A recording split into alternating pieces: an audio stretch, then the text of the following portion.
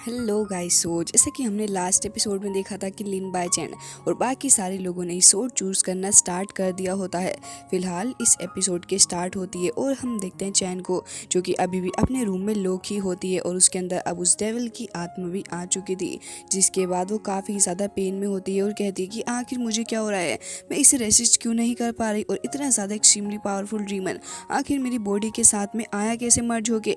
तभी हम देखते हैं उस इविल स्पिरिट को, जो कि उसके सामने आकर खड़ी हो जाती है और उसको कहती है कि मुझे लग रहा है कि तुम्हें तो खुश होना चाहिए, लेकिन तुम इतने अगली फेसेस क्यों बना रही हो। और मैं तुम्हें बता दूं कि मैं तो एक ट्री जैसी हूँ और मेरी रूट्स तुम्हारे अंदर और तुम्हारी लाइफ के साथ में मर्ज हो गई हैं। तो अगर तुम चाहती हो कि मैं तुम्हें कोई हार्म ना पहुंचाऊं तो अच्छा ही होगा कि तुम मुझसे इस बारे में कोई भी बात ना करो। मैं तुम्हारी बॉडी को तब तक यूज़ करूंगी जब तक कि मुझे इससे फ्यूल मिलता रहता है, उसके बाद फिर मैं इसे छोड़ दूंगी। और उसके बाद वो हंसने लग गई थी और कहती है कि अब से तुम्हारी बॉडी मेरी हुई और मैं इसका अपने हिसाब से यूज़ करूंगी, और अगर तुमने कुछ ज़्यादा बनने की कोशिश की तो उसके बाद में मर्सी भी शो नहीं करने वाली तुम्हारे ऊपर। जिसकी वजह से चैन काफ़ी ज़्यादा डरी हुई थी और कहती है कि आखिर तुम्हें ये सब कुछ करके क्या मिल जाएगा, मैंने तो तुम्हारे साथ में कुछ गलत किया भी नहीं है। तुम एक इविल स्पिरिट हो तो भला तुम क्यों ही मेरी बॉडी के अंदर एंटर कर रही हो, तुम तो बस एक डीमन हो। जिसके बाद वो इविल स्पिरिट उसको कहती है कि जो भी हो, मुझे तुम्हारी बॉडी का इस्तेमाल करना है, इज्जत के साथ अपनी बॉडी को मेरे हवाले कर दो, और अगर तुम ऐसा नहीं करती हो तो फिर ये बात याद रखना कि मैं तुम्हारी फैमिली के साथ जो करूँगी उसकी जिम्मेदार सिर्फ तुम ही होगी। ये सुनते ही चैन उसको कह रही होती है कि प्लीज़ ऐसा मत करो, तुम्हें क्या ही हासिल हो जाएगा ये सब कुछ करके, और तुम मेरे साथ में ऐसा क्यों कर रही हो।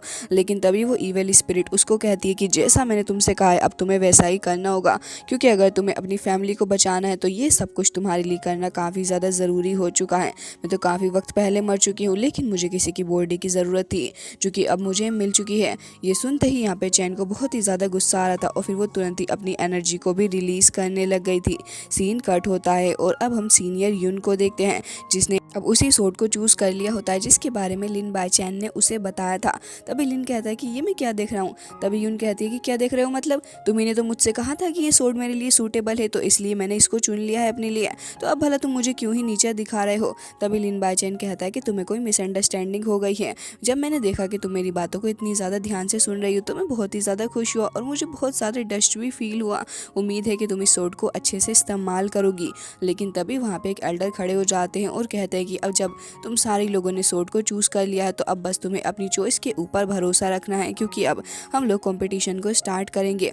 और फिर उसके बाद वो कहते हैं कि ठीक है, फिलहाल मैं अब तुम सारे लोगों को बता दूं कि जो भी सोट तुमने चुनी है उसके ऊपर तुम्हें उस सोट का नाम भी डलवाना होगा, एंड ऐसा करने में हमारी मदद करेंगे मास्टर फेंग जुआन, एंड ये सोट के ऊपर नाम भी डाल देंगे तुम्हारी।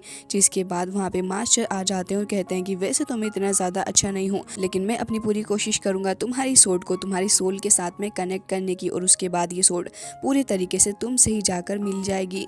जिसके बाद वो तुरंत ही उस जगह पर आ जाते हैं और कहते हैं कि ठीक है, एक एक करके तुम आ जाओ।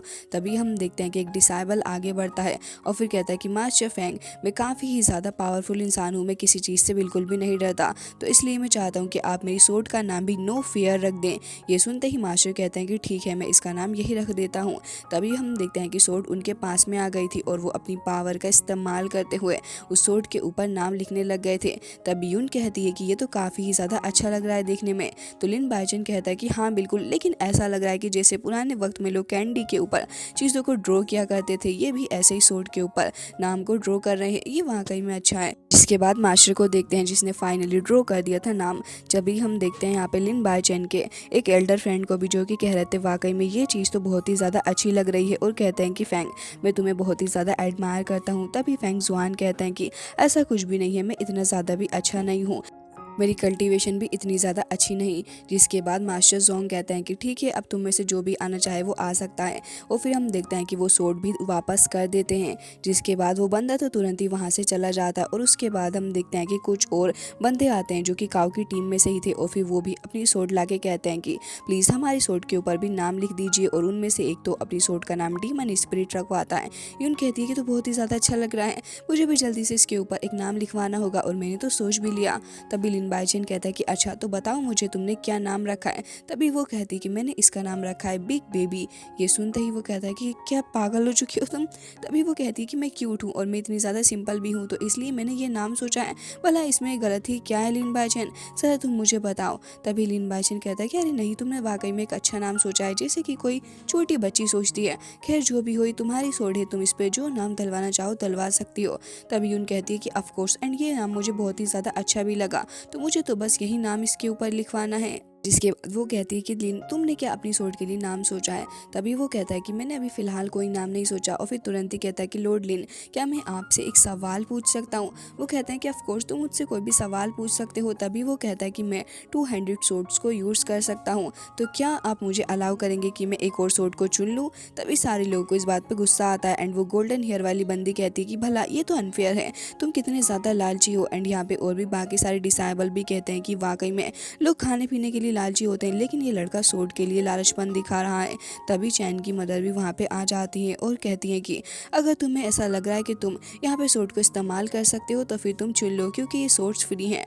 लिन बाइचेन कहता है कि ऐसा लग रहा है कि आप मुझे भीख में दे रही हैं ये सोड, प्लीज़ थोड़ा इज्जत से बात करिए। तभी वो कहती है कि हाँ जाओ, जाके चुन लो, टेबल पर एक और सोड रखी है।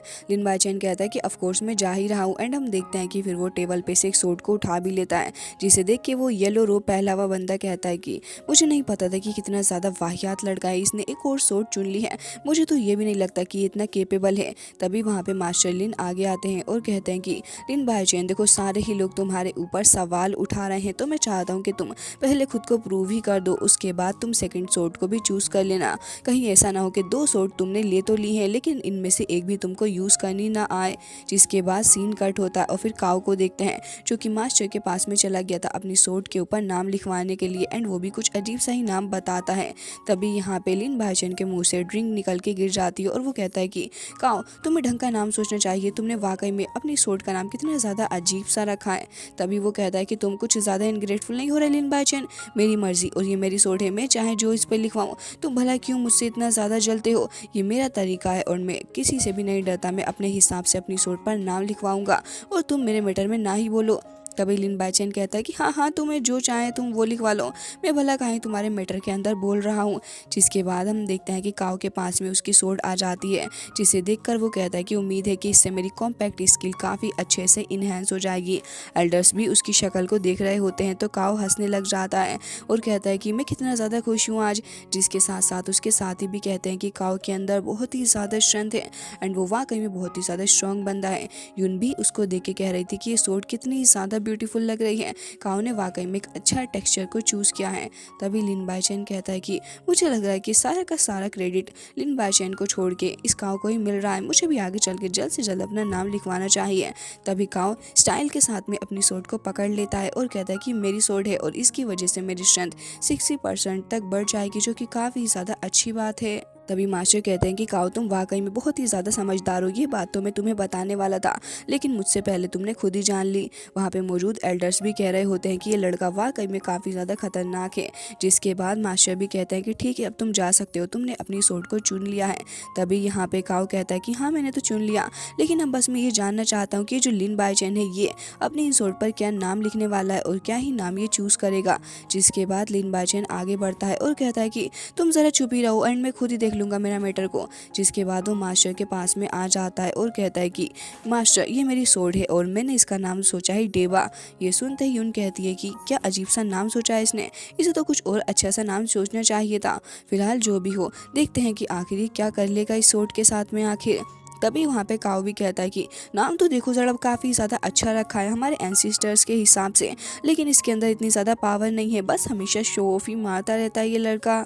तभी लिन बाइचेन को देखते हैं, जो कि कह रहा था कि मास्टर प्लीज़ इसके ऊपर मेरा नाम लिख दीजिए। तो मास्टर कहते हैं कि हाँ मैं तो लिख ही दूंगा बेटा, मुझे क्या ही दिक्कत होगी तुमसे। तभी हम देखते हैं लिन बाइचेन को एंड यहाँ पे बाकी सारे एल्डर्स को, जो कि कहते हैं कि लिन बाइचेन कभी भी नहीं सुधरने वाला। अब मास्टर यहाँ पे डेबा लिखने की कोशिश तो कर रहे होते हैं, लेकिन वो ऐसा कर नहीं पा रहे होते और कहते हैं कि जल्द से जल्द अपनी सोड को पकड़ो, ये मिस्टीरियस पावर को रिलीज़ कर रही है। जिसके बाद लिन बाइचेन अपनी सोड को पकड़ लेता है एंड हम देखते हैं कि मास्टर उस सोड के ऊपर नाम लिखना स्टार्ट कर देते हैं।